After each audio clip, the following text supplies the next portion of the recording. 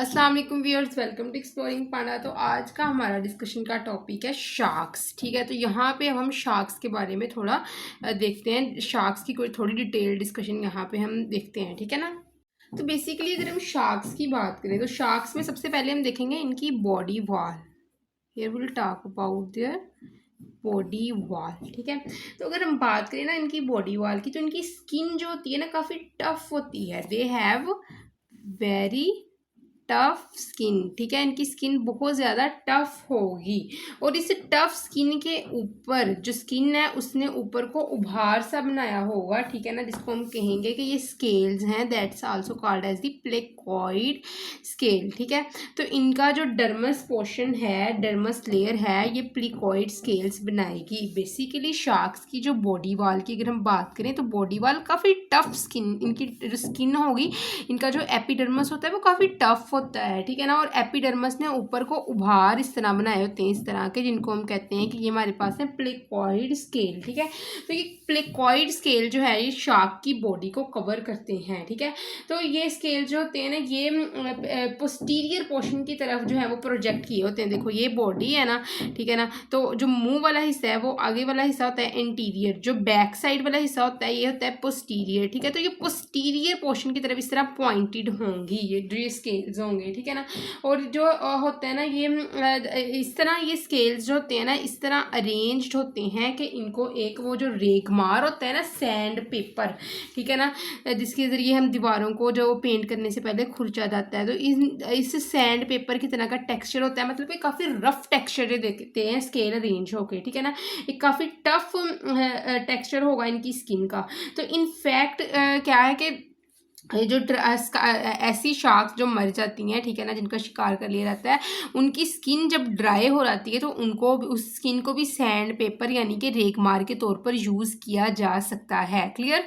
ठीक है, तो जो बॉडी के पोस्टीरियर की तरफ जो स्केल होंगे ये पॉइंट होंगे और ये क्या करेंगे, ये जो शार्क है उसकी बॉडी को फ्रिक्शन से बचाते हैं, वाटर से होने वाली फ्रिक्शन से ये स्केल बचाते हैं। The scale prevent shark from water friction. ठीक है, वाटर की फ्रिक्शन से ये स्केल शार्क को बचाते हैं। क्लियर? अब हम बात करते हैं शार्क्स के अंदर टीथ की। Here will talk about teeth in shark. ठीक है, तो शार्क के अंदर अगर हम टीथ की बात करें ना तो जो इनका दांत होते हैं ना ये इनके एंडोस्केलेटन का हिस्सा नहीं होते हैं, बल्कि ये इनके बेसिकली स्केल्स ही होते हैं। जिस तरह के बाकी एनिमल्स के अंदर जो टीथ होते हैं ना वो पार्ट होते हैं एंडोस्केलेटन का। ठीक है ना, जो हमारा जबड़ा होता है हमारे एंडोस्केलेटन का पार्ट है, लेकिन शार्क के अंदर जो इनका जो है टीथ होंगे ये इनके एंडोस्केलेटन का पार्ट नहीं है, बल्कि जो टीथ होते हैं ना वो मिलके बने होते हैं स्केल्स के साथ ही। जो स्केल्स होंगे उन्होंने बहुत ज़्यादा सख्त होकर, ठीक है, बहुत ज़्यादा हार्ड होकर टीथ बना लिए होते हैं। स्केल्स बहुत ज़्यादा हार्ड होकर टीथ के अंदर मॉडिफाई हो जाते हैं। ठीक है ना, तो जो शार्क्स के जो टीथ है वो एक्चुअली इनके मॉडिफाइड प्लीकॉइड स्केल्स हैं। ठीक है ना, teeth are modified placoid scales. ठीक है, इनके टीथ इनके मॉडिफाइड प्लेकॉइड स्केल्स ही हैं। तो बेसिकली जो इनके टीथ की रोज होती हैं, ठीक है ना, जो कहाँ पे मौजूद होती हैं वो हर जा के ऊपर अटैच होती हैं। ठीक है ना, their teeth rows are attached with every jaw, हर जा के साथ अटैच होती हैं। ठीक है ना, माउथ के अंदर। ठीक है, तो उसके अलावा क्या होता है कि जिस तरह आउटर टीथ जो है वो ओल्ड होते हैं, ठीक है, आउटर टीथ क्या होंगे, जैसे ही ऊपर वाले टीथ ओल्ड हो जाएंगे और क्या होगा कि ये यूजलेस हो जाएंगे, तो इनके अंदर की तरफ जो है जा में, जबड़े में न्यू टीथ बन जाएंगे। ये टीथ हो गए यूजलेस, तो यहाँ पे जबड़े में क्या होगा, जा के अंदर शार्क जो है ये न्यू टीथ बना लेती हैं। क्लियर? तो इनके न्यू टीथ आ जाते हैं जा में। ठीक है ना, और ये क्या करते हैं, ये न्यू टीथ जैसे ही ओल्ड टीथ ज़्यादा ओल्ड होते हैं तो ये गिरते जीते रहते हैं और new teeth in old teeth को रिप्लेस कर लेते हैं। क्लियर क्लियर, ठीक है। तो अगर हम बात करें यंग शार्क्स के केस की,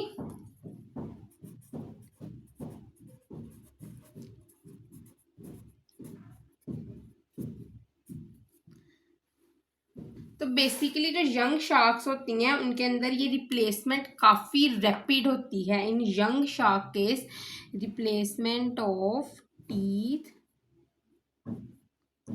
क्या होगी, काफ़ी ज़्यादा रैपिड होगी, ठीक है। रिप्लेसमेंट यंग शार्क केस में रिप्लेसमेंट जो होती है टीथ की वो काफ़ी ज़्यादा रैपिड होती है। ऑलमोस्ट 7 से 8 दिनों में नए टीथ की रोज यंग शार्क्स में आ जाती हैं। ऑलमोस्ट 7 to 8 days, ठीक है। न्यू रोज ऑफ टीथ, नई जो टीथ की रो है ये डेवलप हो जाती है शार्क में, ठीक है। अच्छा, तो हम बात करें ना, जो ये रोज होती हैं टीथ की, इनका काम क्या होता है? रोज ऑफ टीथ वर्क, ठीक है ना। तो ये टीथ की रोज होती हैं किस तरह काम करती हैं? तो डिफरेंट स्पीशीज़ में ना जो ये शार्क की जो ये टीथ की रो होती है ना, ये यूज़ होती हैं फॉर टीरिंग दी प्रे, जो प्री होगा उसकी चीर फाड़ करने में, ठीक है ना। उसको जो है वो जो है इसको किल करने में, ठीक है ना, उसको चीर फाड़ करके खाने में, किल करने में ये शार्क्स इन दांतों का यूज़ करती हैं। इसके अलावा ये इन दांतों को यूज़ करती हैं किसी भी मोलस्क के शेल को तोड़ने के लिए, ठीक है ना। They also use these teeth for crushing shells of mollusc, ठीक है। मोलस्क के शेल को ये तोड़ने में भी इन टीथ को यूज़ करते हैं, ठीक है। अब हम बात करते हैं इन टीथ की कि ये टीथ शार्क की लाइफ में टूटते भी हैं। तो कब ये टूटते हैं ये टीथ?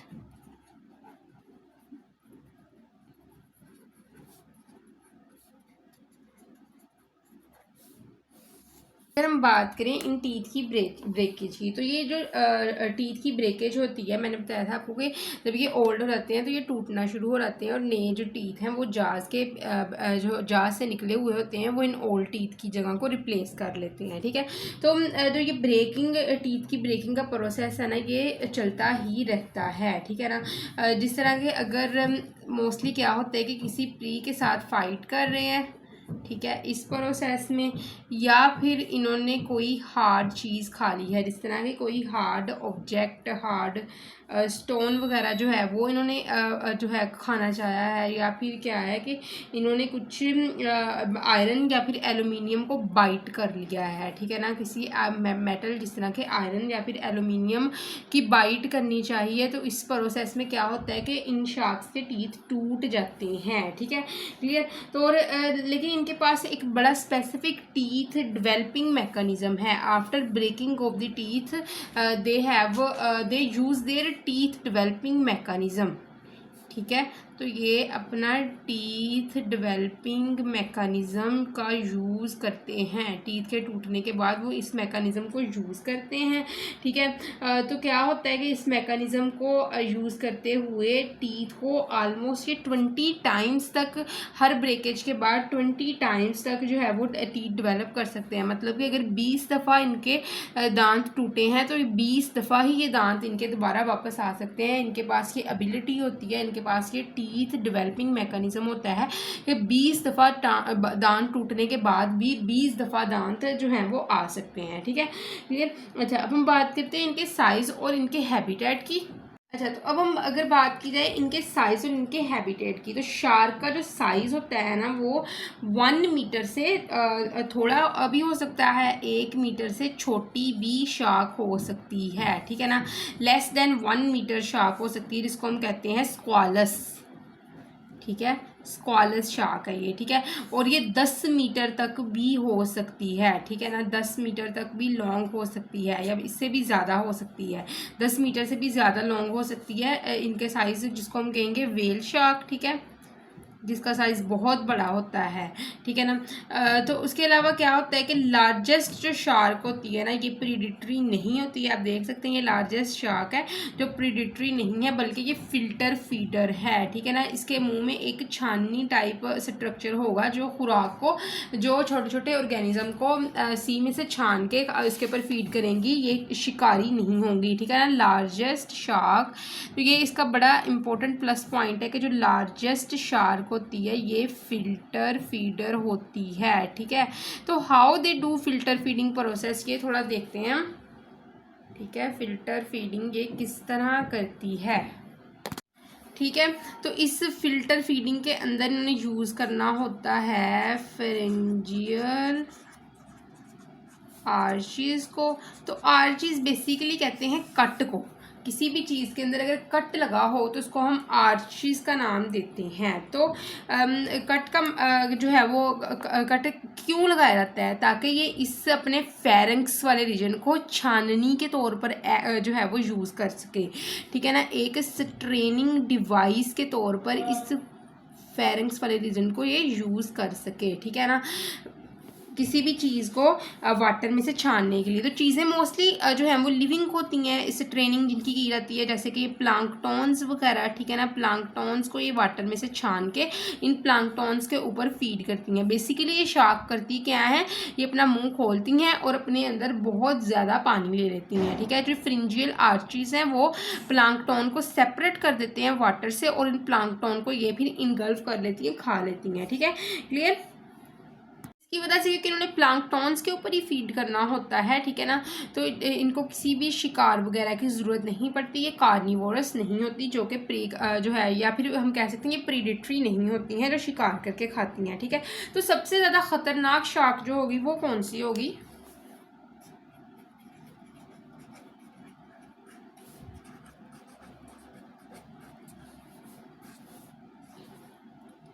तो अगर हम फेरेस्ट शार्क की बात करें तो वो हमारे पास है great white shark.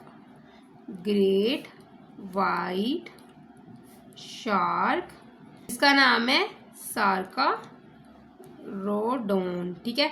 That's the great white shark, ठीक है। और एनदर जो वाइट शार्क है वो कौन सी है हमारे पास, सॉरी, जो एनदर ग्रेट फेरेस्ट शार्क है वो हमारे पास है सार्का रोडोन मैको, ठीक है, आइसोरस जिसको कहते हैं। तो इनकी जो लेंथ होती है ना, इनकी लेंथ 25 से 30 फीट तक होती है, ठीक है ना। और ये मोस्टली अटैक करते हैं ह्यूमंस के ऊपर, ठीक है, या फिर बाकी जो इक्वेटिक एनिमल्स हैं उनके ऊपर ये अटैक करती हैं। तो ये वाली शार्क्स होती हैं मोस्टली जो ह्यूमंस को खाती हैं, ठीक है ना।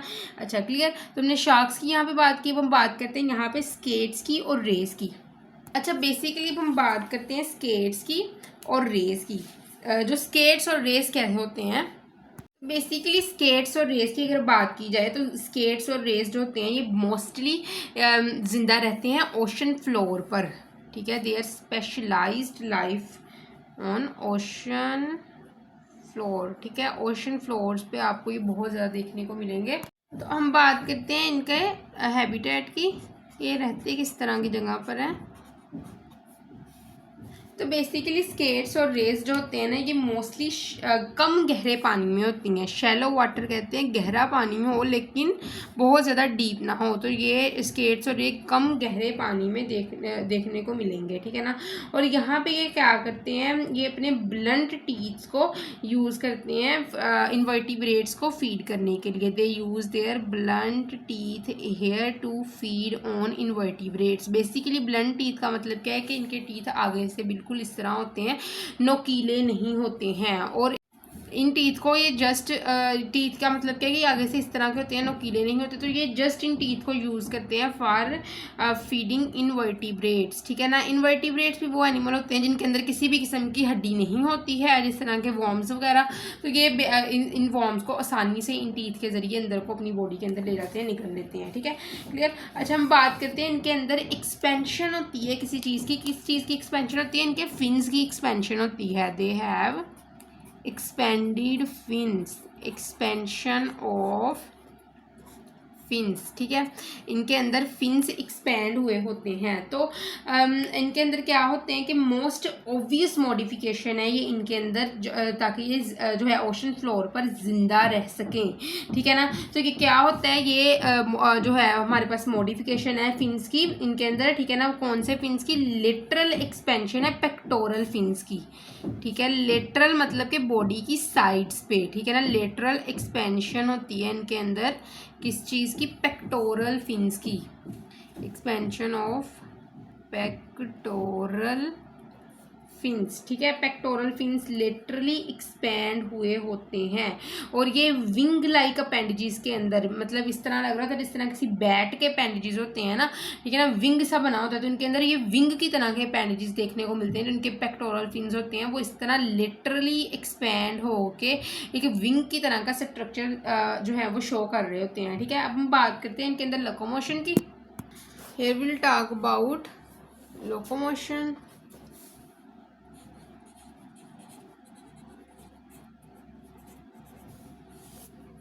ठीक है, तो हम बात करते हैं इनके अंदर लोकोमोशन, ठीक है ना। तो लोकोमोशन में क्या होता है कि डोर्सली और वेंट्रली मसल्स जो होते हैं वो इनके अंदर अरेंज्ड हुए होते हैं और यही लोकोमोशन करवा रहे होते हैं, ठीक है ना। इनके अंदर जो बॉडी की डोर्सल मतलब कि बॉडी की ऊपर वाली साइड पे, ठीक है, और बॉडी की नीचे वाली साइड पे, ठीक है ना। डोर्सल हम कहते हैं ऊपर वाली साइड को और वेंट्रल कहते हैं नीचे वाली साइड को, ठीक है ना। तो बॉडी की डोर्सल और वेंट्रल साइड पे कुछ मसल्स अरेंज्ड होते हैं, ठीक है ना। तो इन मसल्स ने क्या करना होता है, इन्होंने कॉन्ट्रैक्ट रिलैक्स करना होता है, ठीक है ना। तो कॉन्ट्रैक्शन रिलैक्सेशन से इन मसल्स की कॉन्ट्रैक्शन रिलैक्सेशन वेव्स प्रोड्यूस होती हैं। ये वेव्स जो होती हैं ये बॉडी के पीछे की तरफ लहरों की तरह जो वेव्स बॉडी से के आगे से लेके पीछे तक ये वेव्स मूव करती हैं, ठीक है ना। ये लहरें इस तरह मूव कर रही होती हैं पूरी बॉडी में और ये फिन्स में से भी ये लहरें मूव कर रही होती हैं मसल्स की कॉन्ट्रैक्शन रिलैक्सेशन से जो पैदा होती हैं, ठीक है। और इन लहरों के पैदा होने से ही ये मूवमेंट शो करते हैं, क्लियर, ठीक है। तो इस तरह ये मसल्स को कॉन्ट्रैक्ट और रिलैक्स करके अपनी बॉडी में वेव्स प्रोड्यूस करते हैं, ठीक है। वेव्स जो होती हैं बॉडी के आगे वाले हिस्से से पीछे यानी कि इंटीरियर पोर्शन से पोस्टीरियर की तरफ मूव करती है।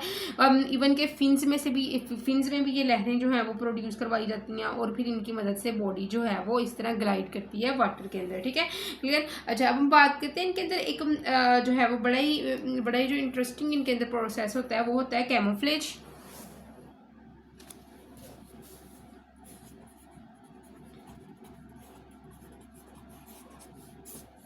क्लियर। तो अगर हम कैमोफ्लेज की बात करें ना तो ये मोस्टली कैमोफ्लेज करते हैं विद सैंड, रेत के साथ ये कैमोफ्लेज करते हैं। रेत में अपने प्रीडेटर से छुपने के लिए रेत में कैमोफ्लेजिंग करते हैं, ठीक है ना। तो क्या होता है कि इनका जो कलर पैटर्न होता है ना डोर्सल सरफेस के ऊपर, ठीक है ना, तो ये क्या होता है, ये सैंड की तरह का होता है। डोर्सल मैंने पहले भी बताया, बॉडी के ऊपर वाले हिस्से को डोर्सल कहते हैं, नीचे वाले हिस्से को वेंट्रल कहते हैं। जो इनकी बॉडी का ऊपर वाला हिस्सा है ना वो अपीयरेंस शो कर रहा होता है जस्ट लाइक ए सैंड।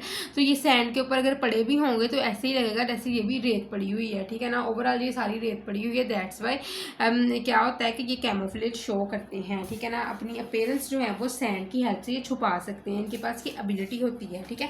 अच्छा, अब हम बात करते हैं इनकी एग्जाम्पल की। तो बेस्ट एग्जाम्पल इनकी क्या है?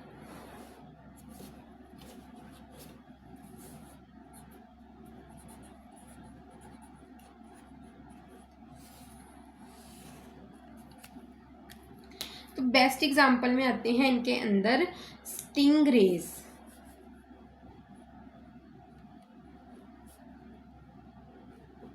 तो स्टिंग रेस बेसिकली क्या है कि इनके अंदर टेल मॉडिफाई हुई होती है डिफेंसिव स्ट्रक्चर के अंदर। स्टिंग रेस की टेल इस तरह मॉडिफाई होती है कि ये डिफेंस प्रोवाइड करते हैं, ठीक है ना। और उसके अलावा इनके अंदर स्टिंग रेस के अंदर जो इनके डोर्सल फिन्स होते हैं उनको मॉडिफाई किया जाता है वीनोमस स्पाइन के तौर पर, कांटों के तौर पर। डोर्सल फिन्स जो होते हैं कांटों के तौर पर, स्पाइंस के तौर पर एक्ट करते हैं, लेकिन ये वीनोमस होते हैं यानी कि ये जहरीले होते हैं, ठीक है ना। ये जो है अपने जो है प्री को और प्रीडेटर दोनों को ही बहुत बुरी तरह नुकसान पहुंचा सकते हैं क्योंकि ये क्या होते हैं, वीनोमस होते हैं, क्लियर। अच्छा, दूसरा है लैक्टिक रेस, ठीक है।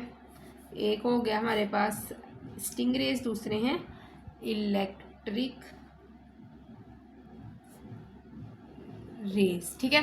दूसरा हमारे पास है इलेक्ट्रिक रेज। तो बेसिकली इलेक्ट्रिक जो रेज है उसके अंदर आते हैं नारसाइन और टॉर्पीडो, नारसाइन एंड टॉर्पीडो, ठीक है ना। और इसके अलावा मेटा रेज है जिसके अंदर आते हैं मेंटा, मेटा रेज आती है इसकी बेस्ट एग्जांपल रेज की जिसके अंदर आता है मेंटा। तो मैं यहाँ लिख भी देती हूँ मेटा रेज,